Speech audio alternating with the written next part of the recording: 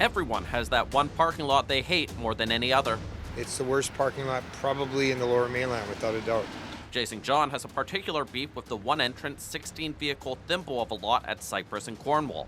I've been rear-ended 3 times. What I would do if I was the city is I'd shut the parking lot down. I'd shut it right down. I wouldn't even have parking in this lot. Turns out, when you ask people what the worst parking lot in the city is, you get answers. Lots and lots and lots of answers. Enough to do a bracket on what the worst one is, with thousands of people taking part. There are plenty of bad parking lots, but only one can be the worst.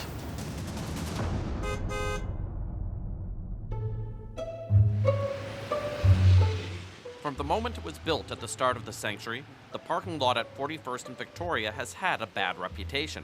And parking lot experts, and yes, there are such things, say the reasons are clear. This lot, I think, is probably the biggest fault is it's a victim of its own success. The businesses here are popular. Along the way to being crowned the worst of the worst parking lots in Metro Vancouver, it defeated the Save On Foods at Night in King Edward, Burnaby's Circular and convoluted Crystal Mall, and in the final, the small but excruciatingly shaped lot at Kingsway and Fraser, becoming the best of the worst. Unless, of course, democracy just doesn't work. People ultimately voted 53 to 47% for the London Drugs at 41st and Victoria to be the winner. Were they right? No. We win. Absolutely. This is the worst parking lot in the city. It's hard to get in here, and all of the spots are at an angle, so it's tough to move around the other vehicles. As for the best parking lot, by their very nature, it's probably the one you least remember. But why did the lot at 41st and Victoria win the title of worst parking lot in Metro Vancouver?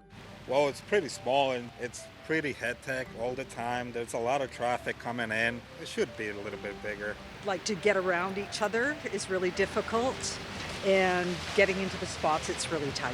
Because the parking is really small, so it's hard to park. Even my small car, it's really hard to park in here. To find out, we brought in a man who, in a professional capacity, has analyzed thousands of parking stalls. I would consider myself very well versed in the art of parking lot design.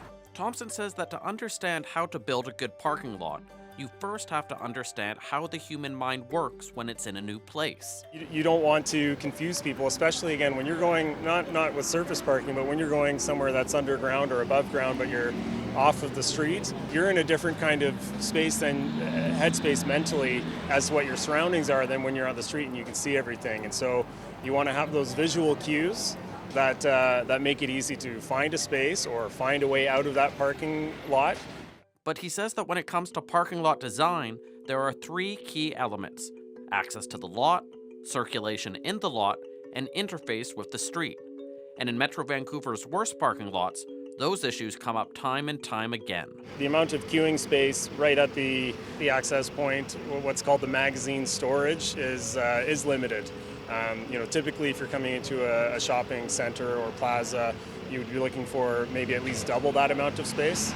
It's an issue at 41st and Victoria, but also at many smaller parking lots in the city, like the one we saw earlier at Cornwall and Cypress. There's been times when I've actually pulled up in the parking lot here when it's full, and I sit there for 5 to 10 minutes waiting for somebody to come to their car and get in and leave so I can actually pull in. As for circulation, narrow lanes, confusing yellow lines, and poor signage about the relief lot at the back are big issues at our winter.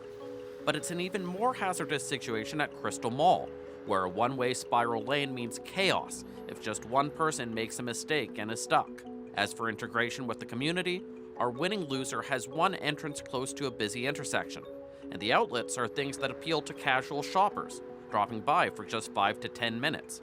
It causes a rapid in and out of cars onto busy roads, and it's a similar situation at the parking lot that finished in second place.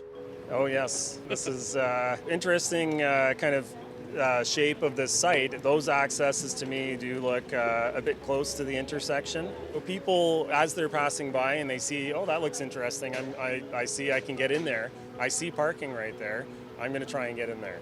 It all comes back to that question of creating a straightforward experience for an overwhelmed driver. Again, it comes back down to that behavioral and innate feeling that you get, when you're somewhere new or different. But at the same time, You're trying to make sure a parking lot doesn't get too big for the number of people it attracts. It's definitely a challenge to balance those competing kind of objectives. Now, bad parking lots come in all shapes and sizes, but when one is this bad and this notorious, is there anything anyone can do? We don't have a lot of tools to go back to a parking lot that's already been built to tell them to do something differently if they're in accordance with their existing plans. Once a lot is approved, it pretty much stays that way, unless some bigger group with responsibility feels the need to take action. That's really the responsibility of the owner of the property. When we asked London Drugs about the lot, they said they understand it's a challenge and said it was up to the local developer that owns the space, Westbank, to make the changes. But when we asked Westbank about it, they said it was a typical lot for its time, complied with bylaws when it was approved, and while they acknowledge issues, agree with Thompson that too many people are using it. They go on to say they're focused on new parking lot designs that center around climate action and active transportation. It may sound like the trite slogans of a massive corporation, but Thompson says this is what the future should look like. When a development is getting built, we need to make sure that we're accommodating for not just cars. We need to make sure that you're designing for easy and direct access for people who are cycling and walking. So how would you make this parking lot better? Based on what we heard, it's pretty simple. Extend the length of the access point, get rid of a few stalls, make it clear that you can drive to the back, and put up signage that lets people know there's an overflow lot to the side. Or you could go even more radical. Well, I'll take a different approach to this. I would hide the parking, and I would take the access off of the main road. Make it more difficult to find so that it discourages those kind of non-intended trips into this area, and people would find other places to park. That might help reduce the amount of demand of people wanting to come here. It still wouldn't be a great parking lot, but it definitely wouldn't be the worst.